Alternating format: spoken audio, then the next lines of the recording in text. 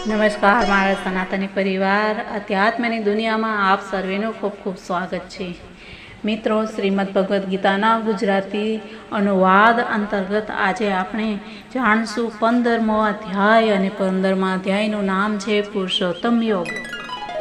શ્રી કૃષ્ણએ કહ્યું કે હે અર્જુન, જે અશ્વત્થ વૃક્ષનું મૂળ ઉપર અને શાખાઓ નીચે છે, વેદ પાંદડા છે, તેને જેણે જાણ્યું તે સાચો વેદ વેદતા છે।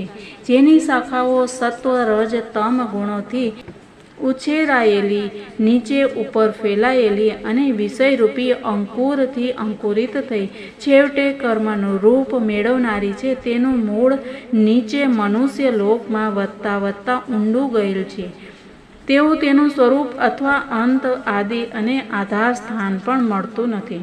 આ અશ્વત્થને અનાસક્તિરૂપ તલવારથી કાપી અને તે સ્થાનને શોધવું જોઈએ કે જેનાથી આ સૃષ્ટિ ક્રમ ચાલ્યો છે। હું તેની તરફ જાઉં છું, જે માન મોહ આસક્તિ દોષ રહિત થઈ અને અધ્યાત્મ જ્ઞાનમાં રહેલો છે, નિષ્કામ છે, સુખ દુઃખ સંજ્ઞક દ્વંદ્વોથી મુક્ત છે। તે જ્ઞાની તે અવ્યય સ્થાનમાં જાય છે અને પછી પાછો આવતો નથી, એવું મારું સ્થાન છે। તેને સૂર્ય ચંદ્ર અગ્નિ પણ પ્રકાશિત કરતા નથી। જીવલોકમાં મારો જ સનાતન અંશ જીવ થઈ અને પ્રકૃતિમાં રહેનાર મન સહિત 6 ઇન્દ્રિયોને ખેંચી લે છે। એક મન અને 5 ઇન્દ્રિય આ રીતે 6 ઇન્દ્રિયોને ખેંચી લે છે, તેને લિંગ શરીર કહે છે। જીવ જ્યારે સ્થૂળ શરીર મેળવે છે ત્યારે મન સહિત 6 ઇન્દ્રિયોને સાથે લઈ અને આવે છે। જેવી રીતે વાયુ પુષ્પ વગેરે જગ્યાએથી ગંધને લઈ જાય છે, કાન આંખ ચામડી જીભ નાક મનમાં રહી અને આ જીવ વિષયોને ભોગવે છે। શરીરમાંથી નીકળેલા અથવા રહેનાર અથવા ગુણોથી યુક્ત થઈ અને ઉપભોગ કરનારને અજ્ઞાની લોકો જાણતા નથી, તેને જ્ઞાની લોકો જુએ છે। આવી રીતે યોગી લોક પોતાના મનમાં આત્માને ઓળખે છે, પરંતુ અજ્ઞ લોક પ્રયત્ન કરીને પણ જોઈ શકતા નથી। જે તેજ સૂર્ય ચંદ્ર અગ્નિના છે તે મારા જ સમજો।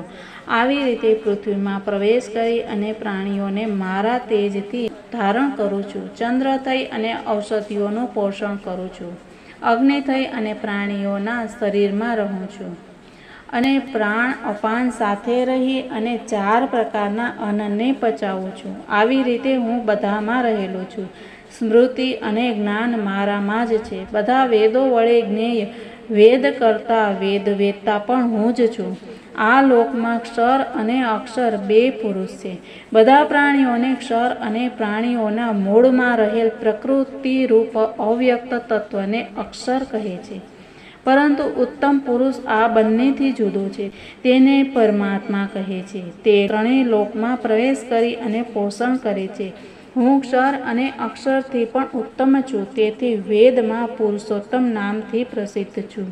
જે આવી રીતે મને પુરુષોત્તમ સમજે છે તે સર્વજ્ઞ થઈને મને ભજે છે। હે નિષ્પાપ, આ ગુહ્યથી પણ ગુહ્ય શાસ્ત્ર મેં તને કહ્યું। આને જાણી અને બુદ્ધિમાન જ્ઞાની વધારે કૃતકૃત્ય થશે। ઇતિ શ્રીમદ ભગવદ્ ગીતામાં શ્રી કૃષ્ણ અર્જુન સંવાદના પુરુષોત્તમ યોગ નામનો 15મો અધ્યાય સમાપ્ત। 15મા અધ્યાયનો સાર અને મહાત્મ્ય જોશું આવતીકાલે। ત્યાં સુધી બધાને જય શ્રી કૃષ્ણ, રાધે રાધે, ભારત માતાની જય।